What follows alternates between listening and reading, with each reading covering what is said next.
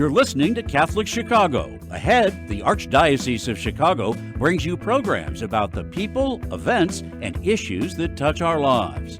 Welcome to Catholic Chicago.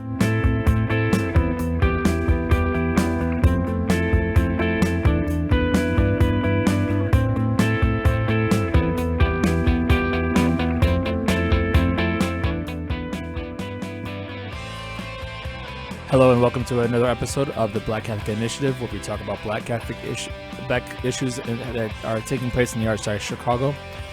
My name is Father Michael Trail, and I'm honored to host this podcast for the Archdiocese of Chicago. I am also honored to serve as the pastor of St. Thomas the Apostle Catholic Church and School in the historic Hyde Park neighborhood of Chicago. Over our last several episodes for the BCI radio show, we've been kind of exposing and profiling different people just to share and highlight the good work that they're doing across the Archdiocese in the Black Catholic community. And one area that we have not yet talked about is the importance, is really Catholic education.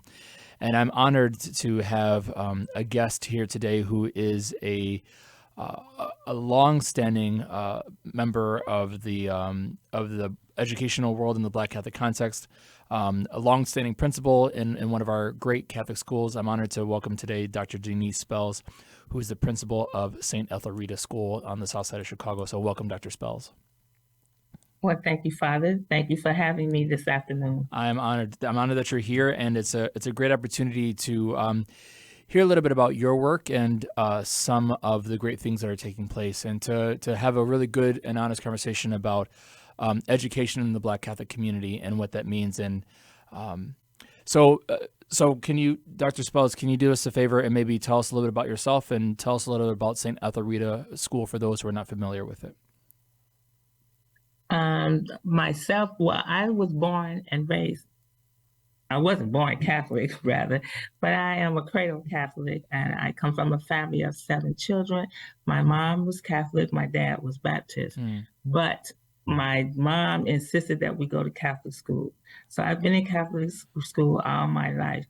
When I was in elementary school at a little Catholic school on the west side of Chicago, we were always 4th and 5th grade. 5th and 6th grade was in one classroom. 7th and 8th grade was in one classroom. Yeah. And there were only nuns teaching there. And at the time, they were always impressing upon us the need to have more students, boys and girls, to become a priest or a sister. And by working and learning under those nuns, I did a lot of things because we were a big family. I worked in the convent when I was in grammar school. Wow. And, I'd go in on Saturdays and dust and move things and sweep for the sisters.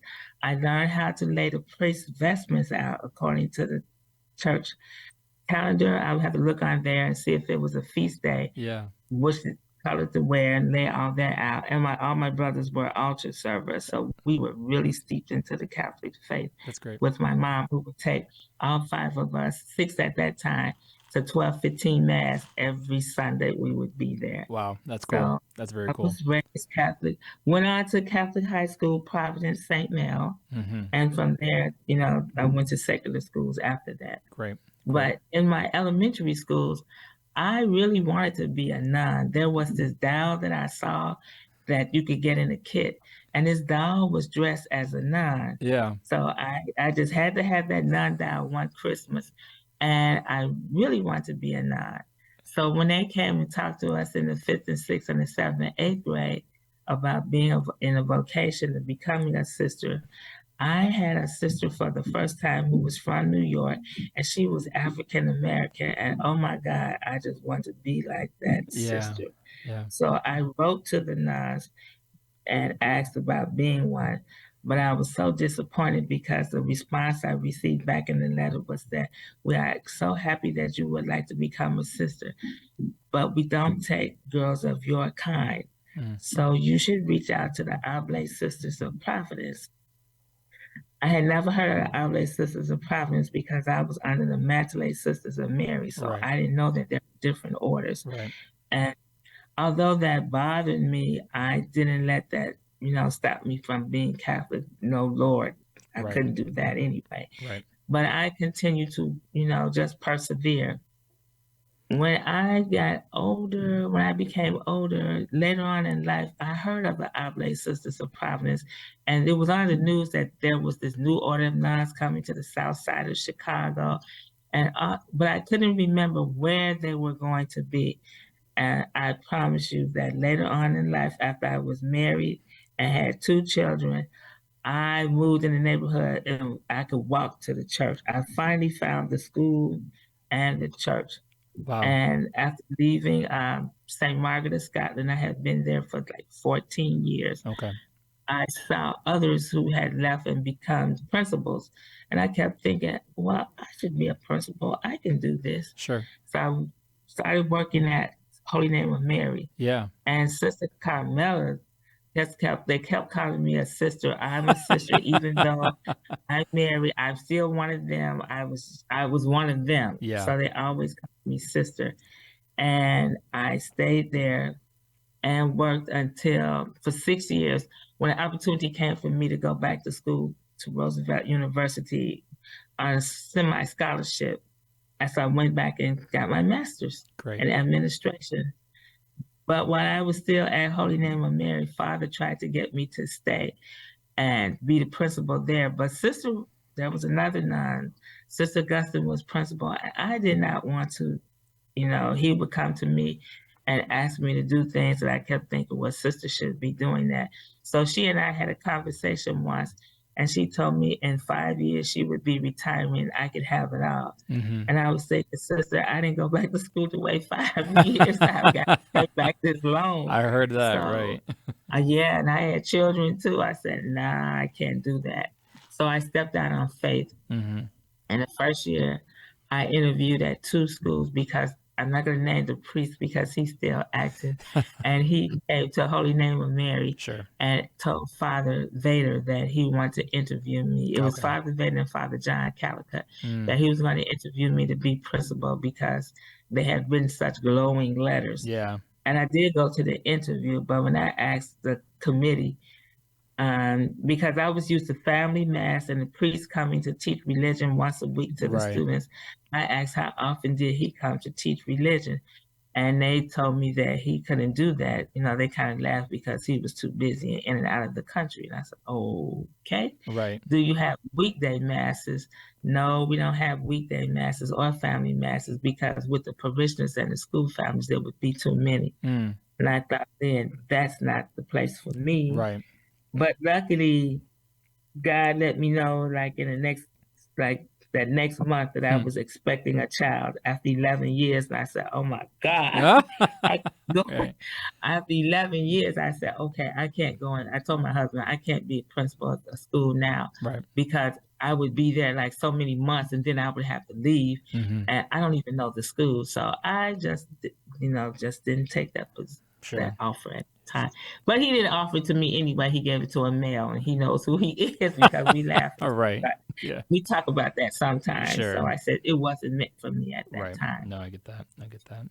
So going on the next year, I was contacted by more than 10 schools at once. Wow. To become principal of the school.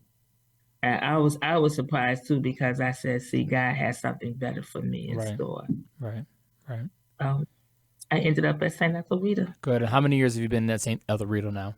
Since 91. Oh, I don't even want to count the years. Oh my goodness. Well, I mean, you were just being born. You were in school. I was born in 89, so I can tell you exactly how many years you've been at St. Ethelreda, but I won't say that for the camera. But no matter what, that's a long-standing legacy and unfortunately, to hear the negative pieces of it, that is still the reality of our life, and for us as Black Catholics, sometimes we're met with opposition, but one of the things I love about your own story and the story of all of Black Catholics, of all of our Black Catholic community, is that there's the resiliency and relying on faith that God will provide even when others say no. Yes, he did. Because when I was being interviewed, I was interviewed by a school across the tracks from me. Sure. And they the secretary of the board called and she asked me questions over the phone. She said, "We really are interested in interviewing you. Right. Would you be able to come by the school for an interview? And you live in the area." Right. I said, "Sure, no problem." So she told me to come by her house. She would leave folders for me to pick up. So when we pulled up, my husband and I, the neighbor was cutting grass and he looked as I walked up to the house and the daughter answered the door. Yeah. And she just stared at me, but she gave me the folders. So within an hour, her mom called Yeah. and said, my daughter forgot to give you a folder. So she said, "Can I bring it back?" I said, "No problem, but I don't mind coming back to get it." She said, "No, I'll bring it to you." So she rang the bell. I went to the door and she Yeah. saw. Uh-huh. And then she said, "Okay." I just thought she was, I Right. figured it out. Right. Anyway, so Right. I went to the interview. And when we finished, they asked me all the questions and everybody laughed, kind of at the answers. And so finally the board president said, "Do you have any questions for us?" And I said, "Yes, I don't only have one. How receptive are you of having an African-American principal at your school?" Mm. So it was quiet. And then he said, "Well, anything new would be anything would be new for us because we've always had a nun." So they kind of laughed it off. So when we walked to the door, the priest told me, he said, "You'd make an excellent principal, but they're not ready for you." Mm. And the school I came from is looking for a principal. And I knew where he was coming, the school he came from. Sure. And I knew that there was someone there who had been there a long time and she Right. would probably get the job. Mm. So I just came over to Santa Clarita. Okay. And the coincidence was that the person that I replaced went to that school I interviewed at. Oh, funny. Oh, just swapping jobs all over the place. Yes, that's what we did. No, but the thing is though, with your longstanding legacy at Santa Clarita, you've been able to really shape so many students, right?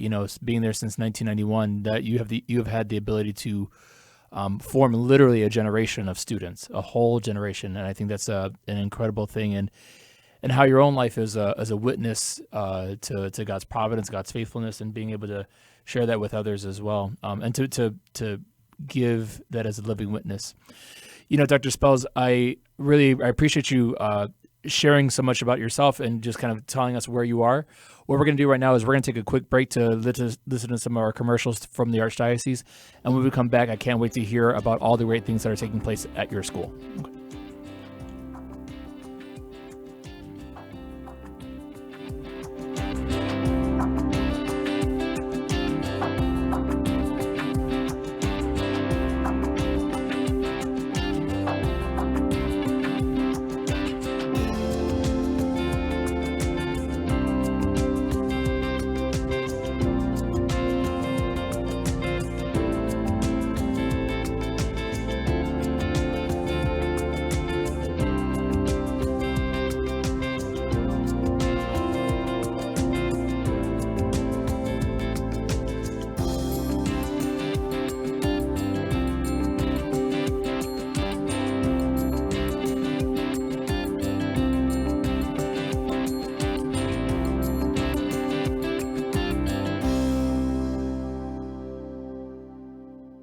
Community is core to Catholic Charity's founding mission. For more than 100 years, we have met people and families where they are, serving anyone in need, regardless of their faith, gender, race, or ethnicity. As our world absorbs the economic, political, and social aftershocks of the pandemic, 50% or more of the 6 million people living in Cook and Lake counties have little or no savings. They are a paycheck away from zero. We are deeply grateful to everyone in the Catholic Charities community who partners with us to alleviate the suffering of the people we serve and offer them a better path forward. We are witnessing a message of mercy and hope to a world very much in need. Learn more at CatholicCharities.net.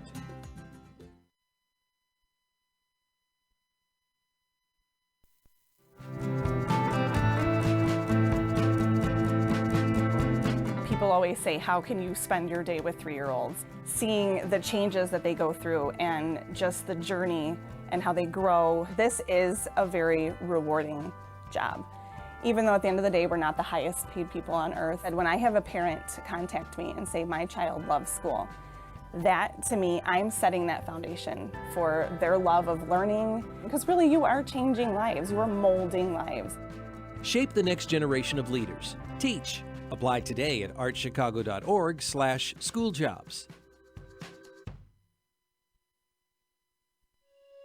Caring adults make all the difference in the lives of adolescents.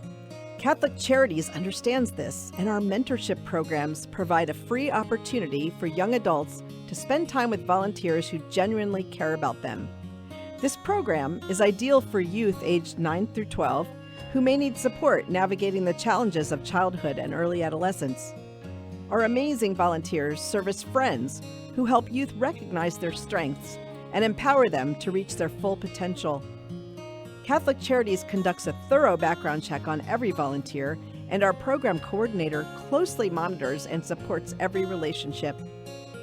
Mentoring is a fun after-school program that can help young adults build confidence and enjoy fun activities with their peers, too.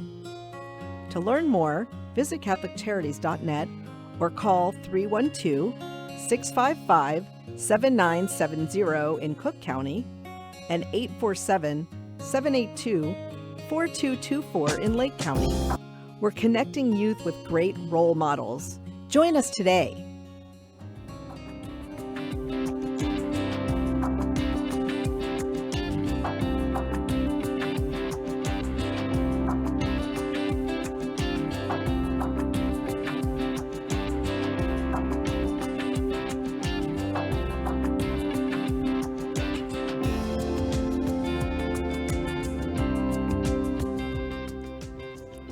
And welcome back after our commercial break for the VCI radio show, where we're continuing our conversation with Dr. Denise Spells, who's the principal at St. Ethelreda. On the first half of our program, we heard so much about her life and just her own faith journey and what brought her to be the principal of St. Ethelreda. And we just heard really a testimony about God's faithfulness in spite of opposition. Dr. Spells, as we're continuing our conversation, I would love to hear more about St. Ethelreda as a school. Can you tell us a little bit about maybe like a brief history and maybe some statistics, how many students are at your school, and maybe share some of the things that are going on in your school at the moment? Well, to begin with, St. Ethelreda School is located in the Auburn-Gresham community. And when I came here to become principal, I looked at what was going on and I thought, I can make a difference here.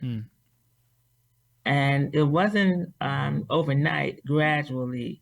And I've come to the point now where sometimes when visitors come in, they say, your children are just like you. That same spirit. Yeah. I said, well, it came probably from wanting, like I said, in the beginning, being a sister. They model so much of giving of yourself and that God is always present in your life. So when I became principal, I told myself and my husband, this is going to be a 10-year and I'm moving on. Right. Well, God had other plans. At the end of the first 10 years in 2000, the worst thing that could have happened, one of my students just collapsed and died at school, a fourth grade. And oh my God, that was just, that really got to me even when I still think about it. Yeah. And that was in the year 2000. Well, that was December. Right. And in January, my uncle died of a massive heart attack.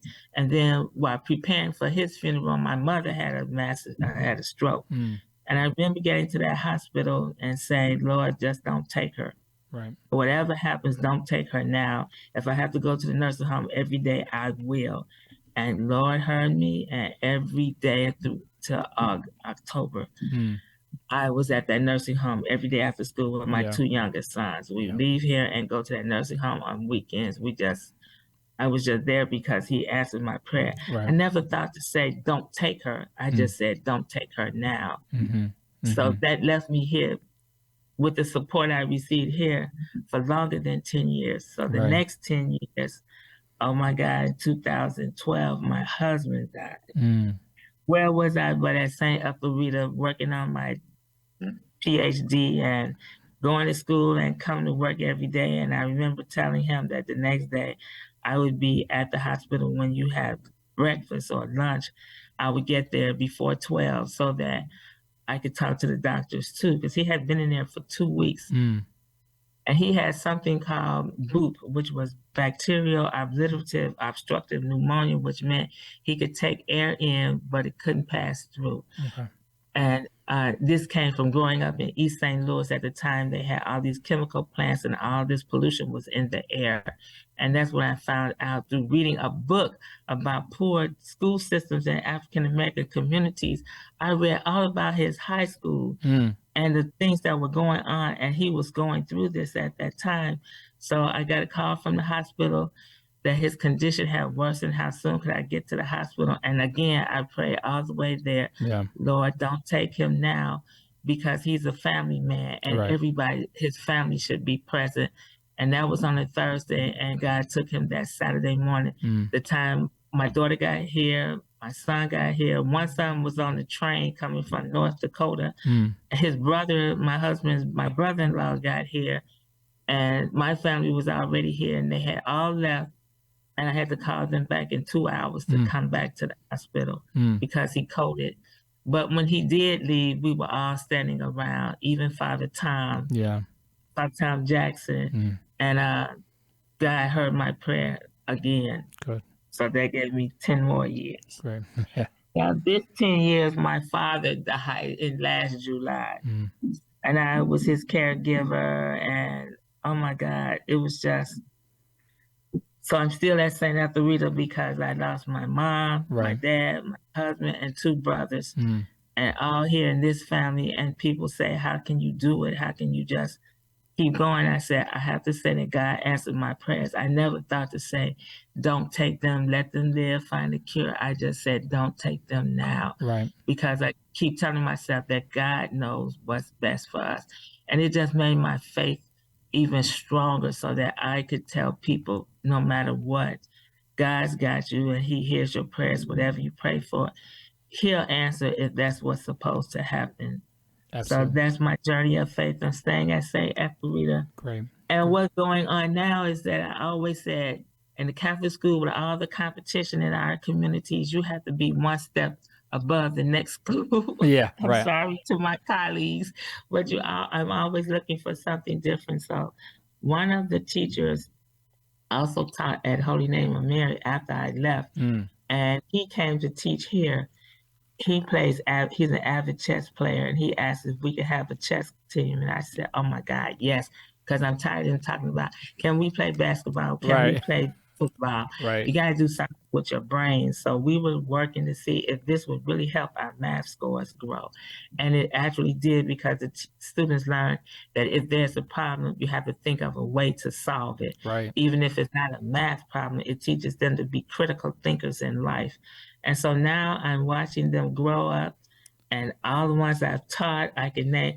Even I was at Big Shoulders meeting the other day, and there was Curtis Tarver, who I taught at Holy Name of Mary. He's a state representative, and he's there fighting for the tax credits. I said, right on, that's one of my students. Right. Not as a principal, but as a student. That's great. And That's I'm great. looking at all of them come back, and they're doctors, they're lawyers, they're politicians. Emil Jones, I had him in school at Holy Name. Wow, cool. And I'm thinking that these people, and they always say, you pushed us. Yeah. And you made us see that it was a better way to be in life. Because when I started at St. Margaret, I was only 21, and I said, you can't be the teacher. I said, I went to school, and I told them a fib. I said, I got a double in elementary school. Yeah. And then I went to college. This is the truth, in 3 years' time, because I went during the summers. I said, and you can be what you want to be. You can, the world is open to you. Nobody's stopping you. The doors are knocked down. It's up to you to want to be that person. But I think back, and 3 are comedians.